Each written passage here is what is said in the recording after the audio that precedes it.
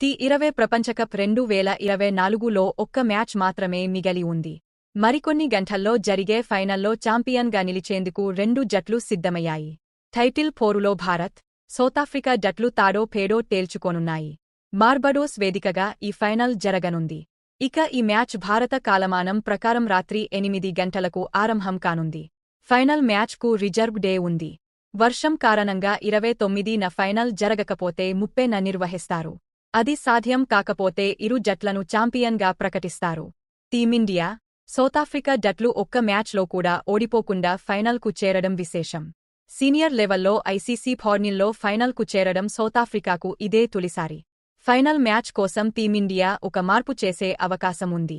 వరుసగా విఫలం అవుతున్న శివం దూబే స్థానంలో యశస్వి జైస్వాల్ను తుది జట్టులోకి తీసుకువచ్చే అవకాశం ఉంది. అదే జరిగితే కోహ్లీ 1 డౌన్లో ఆడతారు. జైస్వాల్ తుది జట్టులోకి వస్తే టీమిండియాకు 2 లాభాలు ఉంటాయి. ఒకటి, రోహిత్కు తోడుగా జైస్వాల్ ఓపెనింగ్ చేయడం. రెండోది, కోహ్లీ తిరిగే తనను స్టార్ను చేసిన 1 డౌన్లో ఆడటం. ఇక సౌతాఫ్రికా విషయానికి వస్తే వాళ్ల బలం బౌలింగ్. రగడ, యాన్సెన్, నోకియా, కేశవ్ మహారాజ్, షంసీ రూపంలో నాణ్యమైన బౌలర్లు ఉన్నారు.